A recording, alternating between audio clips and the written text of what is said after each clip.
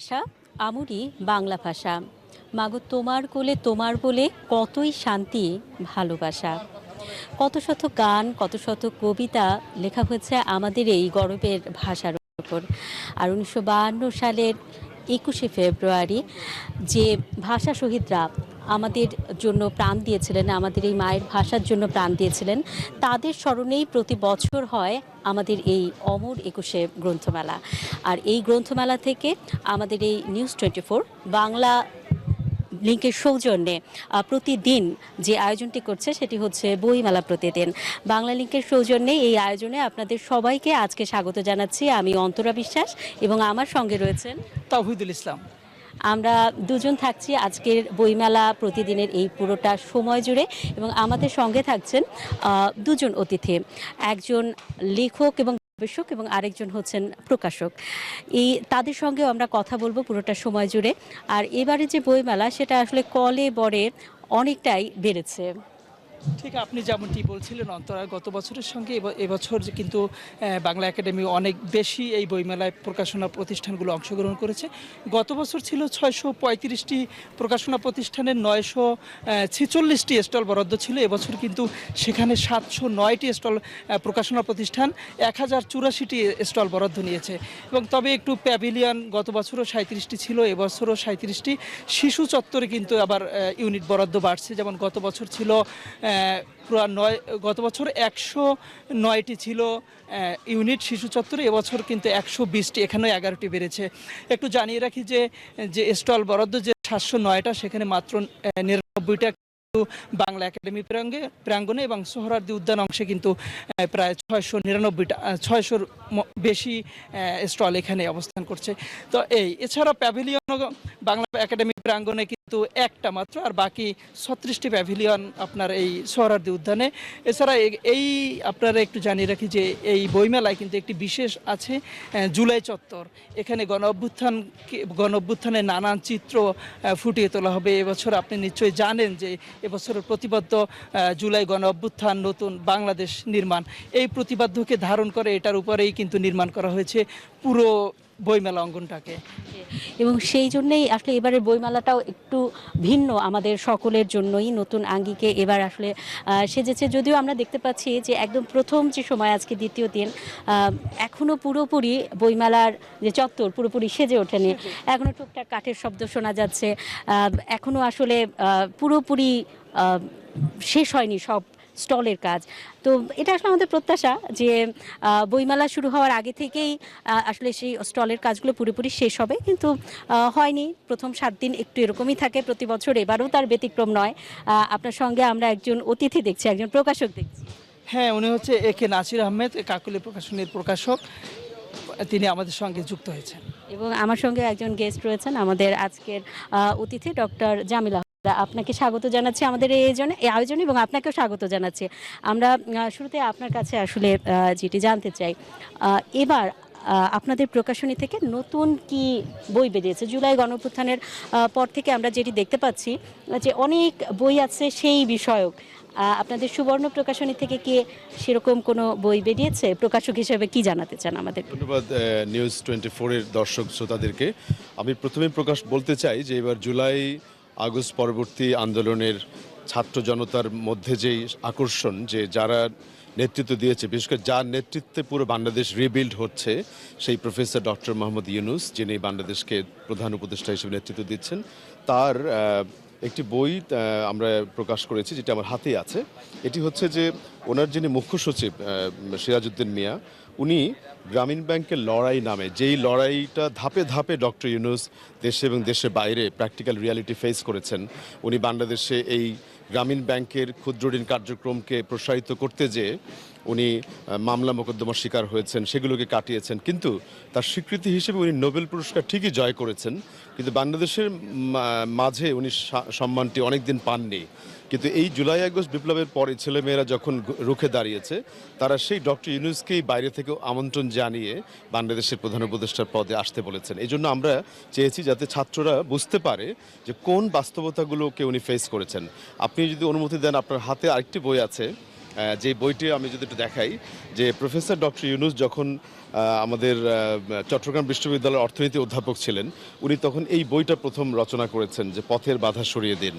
এই বইটি দিয়ে উনি বোঝাতে চেয়েছেন কিভাবে মানুষের জীবনমানের উন্নয়নে অর্থনীতি সহায়তা করতে পারে। প্লাস আরেকটা তথ্য আমি আমাদের শ্রোতাদের সামনে বা আপনার মাধ্যমে উল্লেখ করতে চাই। প্রায়ই অনেকেই না বুঝে বলতেন বাংলাদেশে, আমরা দেখেছি গণমাধ্যমে, যে যিনি একজন অর্থনীতির অধ্যাপক উনি কি করে শান্তির নোবেল পুরস্কার পেলেন।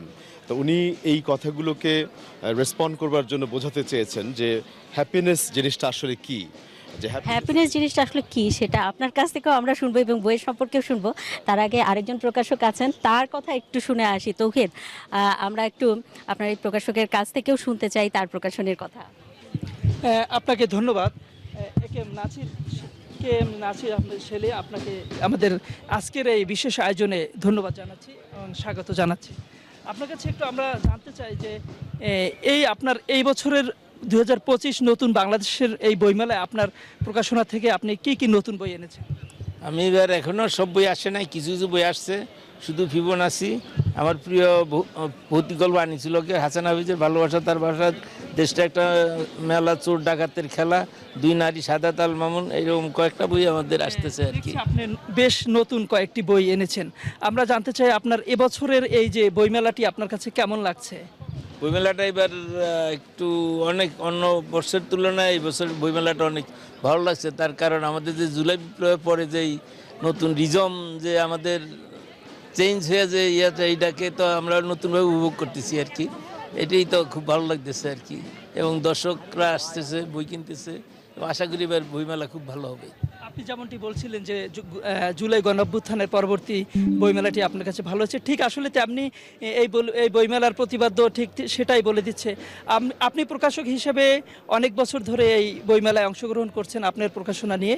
সেক্ষেত্রে একটু জানতে চাবো, আজকে বইমেলার দ্বিতীয় দিন, আমরা প্রতি বছর দেখে আসছি যে বইমেলার প্রথম থেকে বেশ কয়েকদিন যাবৎ বিভিন্ন স্টল গুছাতে লেগে যাচ্ছে। অর্থাৎ শুরুর দিকে কেন যেন বইমেলাটা সেজে উঠতে পারছে না বা সেজে উঠাতে ব্যর্থ হচ্ছে, নাকি এটা কেন হচ্ছে প্রতি বছর, এটা একটু আপনার কাছ থেকে আপনার কি মনে হয়? এটা আমার মনে হয় আমাদের প্রকাশকদের একটু ঢিলামি আছে কিছুটা। না হয় বাংলা একাডেমি কিন্তু এবার আগেই লটারি করে দিয়েছে, এবং অন্যান্য বছর বাংলা একাডেমি যেন আমাদের নামাজের ঘর, তার ওয়াশরুম এগুলি দেরিতে করে, কিন্তু এবার কিন্তু আগে করছে। এই জন্য আমি বাংলা একাডেমিকে বিশেষভাবে ধন্যবাদ দিচ্ছি। কিন্তু আমাদের প্রকাশকদের ভিতরে এবার একটু ঢিলেঢালামি ছিল, যার জন্য অনেকেই এখনও, আমরা তো দেখতে পাচ্ছেন যে এখনো কিছু করতেছে।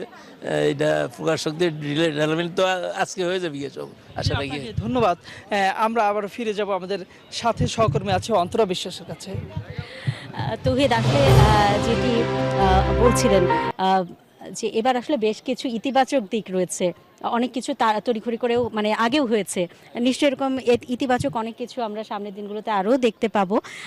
আবারও ফিরতে চাই ডক্টর জামিল আহমেদের কাছে, যে প্রশ্নটি রেখেছিলাম, হ্যাপিনেস আসলে কি, এই বইটিতে কি আছে, আর জীবনের হ্যাপিনেসই বা কি, আপনার কাছে কি মনে হয়? আপনি যথার্থই বলেছেন। আমার কাছে মনে হয় যে আমরা প্রফেসর ডক্টর ইউনূস স্যারের কাছ থেকে যেটা দেখেছি, যে উনি অর্থনৈতিক কর্মকাণ্ডের মধ্য দিয়ে মানুষকে ক্ষুদ্র ঋণ দিয়ে মানুষের, বিশেষ করে উইমেন এম্পাওয়ারমেন্ট করেছেন, এবং উনি কেস স্টাডি হিসেবে চট্টগ্রামের কিছু কেস স্টাডি প্রথম নিয়েছিলেন। সেগুলোকে উনি সারা বাংলাদেশ কেন, ওয়ার্ল্ডের অনেকগুলো দেশে এই মডেলগুলো এখন ক্লাসরুমে পড়ানো হয়। তো উনি দেখিয়েছেন যে কী করে অর্থনৈতিকভাবে মানুষ হ্যাপি থাকলে সেটি প্রভাব বিস্তার করে আমাদের ব্যক্তি, সামাজিক, রাষ্ট্রীয় জীবনে।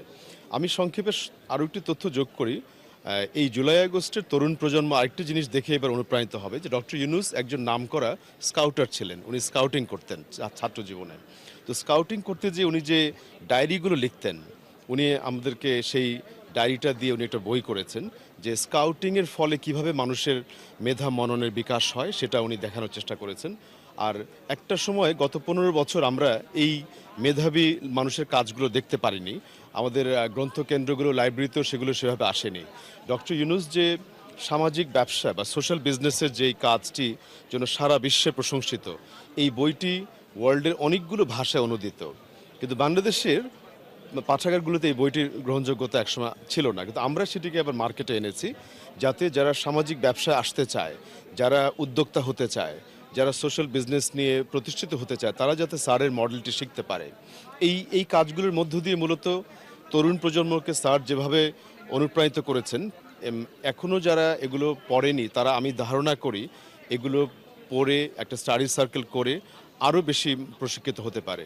এবং এই রাউন্ডে ছোট করে একটা বলবো, আরেকজন বাংলাদেশের খুবই নামকরা ব্যক্তিত্ব, যিনি বাংলাদেশের অভিনয় সেক্টরের আমি বলবো আইকন ফিগার, আবুল হায়াত অভিনেতা। উনি ওনার নিজের জীবনচরিত নিয়ে রবি পথ নামে একটা বই করেছেন, যার মধ্য দিয়ে উনি ওনার অভিনয় জীবন, ওনার পারিবারিক জীবন সম্পর্কে যত সংগ্রহশালায় যত ছবি আর্কাইভ ছিল সেগুলো উনি একটা কম্পাইল করেছেন, যেগুলো হয়তো মানুষ দেখলে চাইতে পারে যে উনি কি করে সফল হলেন, বা আমি কি করে ওনার মতো করে অভিনেতা হতে পারি বা ওনাকে অনুকরণ করতে পারি, সেগুলো উনি করার চেষ্টা করেছেন। ঠিক এরকম একটা কাজ আমরা কিছু বছর আগে করেছিলাম বাংলাদেশের প্রয়াত লেখক হুমায়ুন আহমেদ, যিনি শুধু লেখক নয়, উনি প্রচুর ছবিও বানিয়েছেন। তো উনি একসময় মনে করলেন যে তরুণ যারা ফিল্ম মেকার হবে তারা ছবি যদি বানাতে চায় তারা কি করে ছবি বানানোর কৌশলগুলো জানবে। তো উনি এর উপরে একটা ছবি বানানোর গল্প উনি করেছিলেন।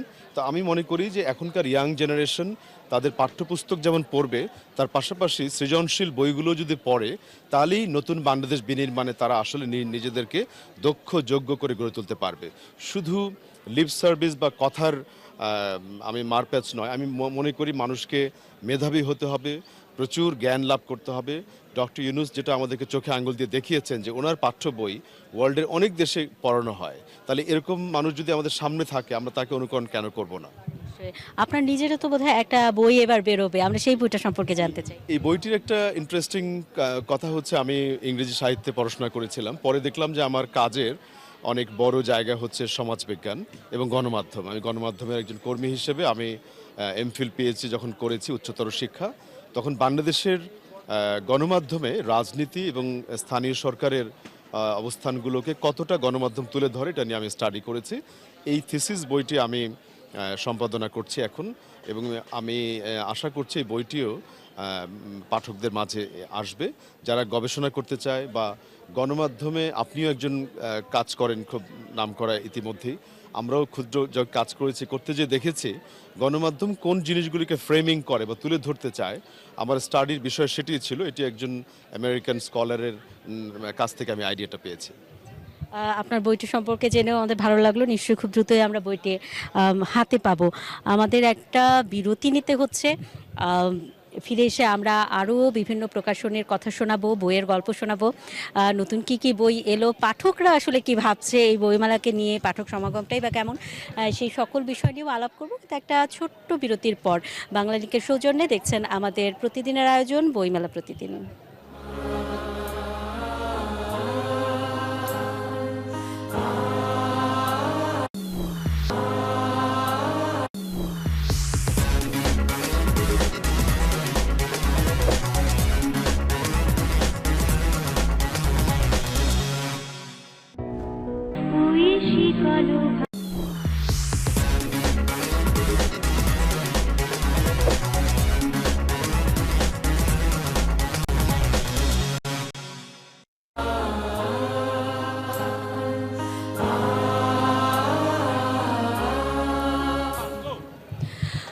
বাংলালিংকের সৌজন্যে বইমেলা প্রতিদিনে আপনাদেরকে আবারও স্বাগত জানাচ্ছি বিরতির পর। আমি অন্তরা বিশ্বাস।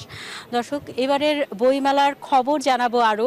বিভিন্ন প্রকাশনী থেকে অগণিত বই এরই মধ্যে বইমেলায় এসে গেছে, সেরকমই কিছু নতুন বইয়ের খবর আমরা একটু জানাতে চাই। এই মুহূর্তে আমরা আছি নালন্দা প্রকাশনীর সামনে, এবং নালন্দা প্রকাশনী প্রতিবারই নতুন নতুন বই বের করে, যে বইগুলো আসলে অনেক জনপ্রিয় হয়। নালন্দার কয়েকটি বইয়ের কথা আমরা শুরুতেই শোনাতে চাই, যে দুটি বই আমরা এবার দেখতে পাচ্ছি। একটি হচ্ছে দূরের আলো, যেটি ইসমাইল হোসেন ইসমি লিখেছেন। এই বইটি এবার এসেছে। এবং আরেকটি বই, সেটি হচ্ছে কমান্ডো জার্নি থ্রু হেল, এটি মাহমুদ হাসান তিনি লিখেছেন। এই বই দুটোর বিষয়ে আমরা একটু জানতে চাই আসলে কি আছে বই দুটোতে। দূরের আলো হচ্ছে আমাদের যে নতুন করে যে বিপ্লবটা হয়েছে সেটা বলবে। আর কমান্ডো এটা হচ্ছে আপনার যারা মিলিটারিতে কাজ করেন ওনাদের যে জীবনের দৈনন্দিন যে কাহিনীগুলো সেটা এটার মধ্যে আছে। তার মানে একটা নতুন কিছু আসলে জানতে পারবে যাদের সেনাবাহিনী সম্পর্কে বা কমান্ডোদের লাইফ সম্পর্কে আগ্রহ আছে, জীবন সম্পর্কে আগ্রহ আছে, তারা জানতে পারবে। কমান্ডো পড়লেই পুরো কাহিনীটা জানতে পারবে। যাদের আগ্রহ রয়েছে তারা চাইলে আসলে এই বইটি পড়ে দেখতে পারেন। আমরা এবারে যেতে চাই আরেকটি প্রকাশনীতে এবং সেখানকার বইয়ের খবরও আপনাদেরকে জানাতে চাই যে নতুন কি বই এবার এলো বা কি ধরনের বই এখন পর্যন্ত পাঠকরা পছন্দ করছে। মাত্র তো দুদিন হলো, তো আসলে নতুন বইয়ের শুরুর দিকে আসলে দেখতে থাকে পাঠকরা নতুন বইগুলো এবং পরবর্তীতে তারা আসলে একটি তালিকা করে শেষের দিকে বেশি কেনে, কিন্তু তারপরেও শুরুর দিকে কেমন বিক্রি হচ্ছে, এই প্রথম দুদিনে বিক্রিটা কেমন হলো? প্রথম 2 দিনে বিক্রি আমাদের ভালোই হচ্ছে। প্রথম যেহেতু কেবল শুরু হলো, 1 মাস ব্যাপী এটা আমাদের একটা বড় আয়োজন, তো সেদিক দিয়ে ভালোই চলছে। প্রথম 2 দিনের কথা যদি বলি, ভালোই চলছে। আচ্ছা, এবছর নতুন কি কি বই এসেছে আপনাদের প্রকাশনীতে? আমাদের ফেরদৌস হাসান স্যারের একটা বই আছে, পাতকি বই নতুন আসছে এটা। এছাড়া ধ্রুবেশ স্যারের একটা বই আসছে নতুন, এটা নাই বই। এই 2টা বই আপাতত নতুন আসছে, আরো আসবে সামনে। দুটোই কি উপন্যাস? দুটোই উপন্যাস, দুটোই উপন্যাস। একটা আত্মজীবনীমূলক, সেটাকে একটা গল্প দিয়ে উনি বুঝাইছেন মানুষের সামনে, আর এটাও উপন্যাস। ধ্রুবেশ, যিনি আসলে প্রচ্ছদ আঁকেন এবং প্রতি বইমেলাতেই তার অগণিত বইতে আমরা তার আঁকা প্রচ্ছদ দেখতে পাই, তার লেখা একটি বই নাই। এই বইটি এসেছে এই প্রকাশনী থেকে এবং আরেকটি ফেরদৌস হাসানের বইয়ের কথা, সেটি তো আসলে বলাই হলো। এই প্রকাশনীটি হচ্ছে জিনিয়াস প্রকাশনী এবং জিনিয়াস বই প্রকাশনীতে আসলেই আসলে এই বই দুটি পাওয়া যাবে। আর বাকি আরও অনেক বই তো রয়েছেই, রবীন্দ্রনাথ ঠাকুর, মানিক বন্দ্যোপাধ্যায়, বিভূতিভূষণ বন্দ্যোপাধ্যায়, পুরনো যত বই রয়েছে সেগুলো রয়েছে। নতুন অনেক বই এসেছে, এরই মধ্যে 2টো বই এসেছে, আরও বই আসবে। আপনারা সবাই জানেন যে এবার কাগজের একটু ঘাটতি ছিল, যে কারণে শুরুতেই অনেক বই আসলে এবার আমরা দেখতে পাচ্ছি না, তবে যত সময় গড়াবে নিশ্চয়ই আরও বই আসবে। এ পর্যায়ে আমরা চলে যেতে চাই সোহরাওয়ার্দী উদ্যানের আরেকটি প্রান্তে, সেখানে রয়েছে তাওহিদের কাছে থেকেই জানতে চাই সেই প্রান্তে আসলে নতুন কি কি বই রয়েছে, সে সকল বইয়ের খবর।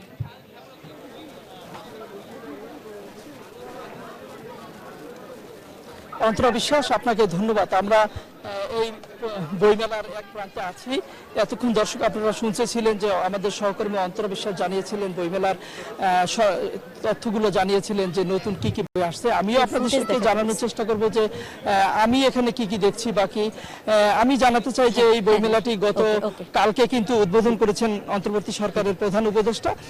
আজকে বইমেলার দ্বিতীয় দিন, কিন্তু দ্বিতীয় দিন এখনো প্রায় বইমেলাটা সাজিয়ে উঠতে পারেনি, তবে অধিকাংশ স্টল কিন্তু তারা গুছিয়ে ফেলছে। তারা পাঠক ক্রেতাদের সাথে কিন্তু কথা বলছে, বেচা বিক্রি করছে। আমরা একটু কথা বলতে চাইবো যে মিজান পাবলিকের সাথে আমরা কথা বলতে চাবো যে আসলে তারা কি নতুন বই এনেছে, তারা কেমন পাঠকের সাড়া পাচ্ছে। আমরা একটু আপনার সাথে কথা বলতে চাই। আপু, আসলে আপনাদের এই মিজান পাবলিশার্স কি পরিমাণ বা কতগুলো নতুন বই এনেছে এই বই মেলায়? আমাদের এবার অনেকগুলো নতুন বই এসেছে, যে শহীদ জিয়া, তারপর হচ্ছে ডক্টর ইউনূস সাহেবের অনেকগুলো বই এসেছে নতুন। বইগুলো কিসের উপর ভিত্তি করে এবছর নতুন বই আপনাদের এসেছে বা সংখ্যায় কতটা হতে পারে? সংখ্যায় 150-200 হতেই পারে। পাঠকদের কিভাবে সাড়া পাচ্ছে? পাঠকদের আজকে তো দ্বিতীয় দিন, আজকে একটু 2 দিন যাবত অল্প একটু পাচ্ছি, বাট কালকে একটু বেশি পেয়েছিলাম, আজকে একটু কমই হচ্ছে। ইনশাল্লাহ সামনে হয়তো আরো আমাদের পাঠক সমাবেশ আরো বেশি হবে। শুনছিলেন যে তারা বলছে যে আজকে প্রথম দিন দ্বিতীয় দিন আর কি মোটামুটি চলছে, হয়তো তারা সামনে আরো ভালো পাঠকদের আশ্বাস পাবেন। জানিয়ে রাখতে চাই এই বইমেলা কিন্তু পাঠক, প্রকাশক এবং লেখকদের একটি মিলন মেলা হয়ে থাকে। এই পাঠক আমাদের এই বইমেলার একটি উদ্দেশ্য থাকে, লক্ষ্য থাকে, সেটা হচ্ছে বই কেনার কিন্তু বা পড়ার বিভিন্ন মাধ্যম থাকে আজকাল এই অনলাইন জগতে। সেক্ষেত্রে এই বই পড়তে বা বই সংগ্রহ করতে কিন্তু এই পাঠকরা বা দর্শকরা বা প্রকাশকরা, বই প্রকাশ করতে লেখকরা এই বইমেলাকে কেন্দ্র করে কিন্তু প্রতি বছর নতুন নতুন বই আনেন। আসলে এই বই কেনা বা পড়ার অনেকগুলো মাধ্যম থাকলেও কিন্তু সবাই এই বইমেলাকে কেন্দ্র করে একটি আগ্রহের সঙ্গে সারা বছর ব্যাপী অপেক্ষা করেন, কারণ এই বইমেলা যে একটা প্রাণবন্ত হয়ে ওঠে, একটি উৎসবে পরিণত হয় এই বইমেলাটি। সেই বইমেলা ৭২-এর পর থেকে মাত্র ৩২টি বই নিয়ে একটি যাত্রা শুরু করছিল, সেইটা এখন কিন্তু পরিণতির দিকে। এছাড়া এই বইমেলা নতুন যে রং দিয়েছে সেটি হচ্ছে আমরা এর বাকি তথ্যগুলো জানতে চাইবো অন্তরা বিশ্বাসের কাছে। অন্তরা, আপনার কাছ থেকে জানতে চাই বইমেলার বাকি কি অবস্থা দেখছেন, বা পুরো বইমেলা ঘুরে দ্বিতীয় দিনের মতো আসলে কেমন জমে উঠেছে বইমেলা, পাঠকরা কি বলছেন, প্রকাশকরা কি বলছেন? অন্তরা, আসলে পাঠকরা এরই মধ্যে আসতে শুরু করেছে, যেমনটি বলছিলাম যে অনেকেই আসলে বইমেলায় কেবলই ঘুরতে এসেছেন, শুধু বই নেড়েচেড়ে দেখছেন, কেউ হয়তো তালিকা করছেন যে কি কি বই কিনবেন। সব বই যেহেতু এখনও আসেনি তাই তারা একটু অপেক্ষাও করছেন, আবার অনেকে কিনছেনও। একজন পাঠকের সাথে বরং এ পর্যায়ে কথা বলি। আপনার আসলে প্রিয় লেখককে এবার কার লেখা বই কিনবেন বলে ঠিক করেছে? সাধারণত বই একটু কম পড়া হয়, তবে বইমেলার সময় আসলেই তখন বই মানে কেনার উদ্দেশ্যে হলেও বই কেনা হয়, তখন একটু বই পড়া হয়। হুমায়ুন আহমেদের বইটা বেশি পড়া হয়। হুমায়ুন আহমেদের বই আসলে বেশি পড়া হয়, তো এবারও কি হুমায়ুন আহমেদের বই বেশি কিনবেন? আসলে আমি ঢাকা ইউনিভার্সিটিতে পড়ি, তো এই জন্য ক্যাম্পাসেই থাকা হয়। বইমেলায় প্রথম 10-15 দিনে এসে একটু বই দেখা হয় বেশি, এরপরে শেষের দিকে লাস্ট উইকের দিকে এসে আর কি সিলেক্ট করে কেনা হয়। প্রথম দিকে আর এই ঘোরার জন্য বেশি আসা হয়, বইটা কেনা আসলে ডিসাইড করা হয় লাস্টের দিকে এসে বেশি কেনা হয়। অনেক ধন্যবাদ আপনাকে। আসলে যেমনটি বলছিলাম যে অনেক পাঠকই আছেন, তারা আসলে পরবর্তীতে বই কিনে থাকেন। আর এই বইমেলা দেখা যায় যে প্রথম 7 দিন পেরিয়ে যাওয়ার পরই আসলে জমজমাট হতে শুরু করে। এখন বাতাসে বইয়ের গন্ধ পাচ্ছি আমরা, বাতাসে বইয়ের যে ঘ্রাণ সেটি আসলে আমরা এই মুহূর্তে পাচ্ছি, এবং যত দিন গড়াবে এই নতুন বইয়ের ঘ্রাণে চারপাশ পুরোই মৌ করবে। অনেকেই আসলে আজকের দিনেও বইমেলায় এসেছেন সাদা কালো পোশাক পরে। যদিও সাদা কালো সাধারণত 21শে ফেব্রুয়ারিতেই পরা হয়, কিন্তু বইমেলাকে উদ্দেশ্য করেও অনেকেই আমাদের শহীদদের স্মরণে, ভাষা শহীদদের স্মরণে তারা সাদা কালো পরে আসেন। তবে এইবার বইমেলায় সাদা কালো এবং লালের একটি থিম তো রয়েছেই রঙের বিষয়ে, তো সেটিও আসলে অনেকেই মাথায় রাখছেন। তবে যারা ঘুরতে আসেন তারা আসলে এত কিছু চিন্তা করেন নাই, মনের আনন্দেই আসলে ঘুরতে আসেন। আর এই বইমেলা থেকে জ্ঞান আরোহণের একটা ব্যাপারও রয়েছে। আর জ্ঞানীরা বলে থাকেন বই আসলে অতীত আর বর্তমানের, এই বই যদি পড়া যায় তাহলে অতীতের কথা যেমন জানা যায়, বর্তমানের কথাও জানা যায়। অনেকে আবার বলেন শুধু অতীত বর্তমান নয়, ভবিষ্যতেরও সেতু বই, কারণ ভবিষ্যতে কি হতে যাচ্ছে সেটাও আসলে এই বই পড়েই জানা যায়। তো সেই জ্ঞানের ভান্ডার বইয়ের মেলা থেকে আজকের মতো বিদায় নিচ্ছি। আমি অন্তরা বিশ্বাস, এবং সোহরাওয়ার্দী উদ্যানের আরেক প্রান্তে ছিলেন তৌহিদ এবং আমি দুজনই বিদায় নিচ্ছি বাংলা লিংকের সৌজন্যে প্রতিদিনের বইমেলা প্রতিদিন অনুষ্ঠান থেকে। সবাই ভালো থাকবেন, সুস্থ থাকবেন। আবারও দেখা হবে আগামীকাল ঠিক একই সময়ে বিকেল 4:30টায়।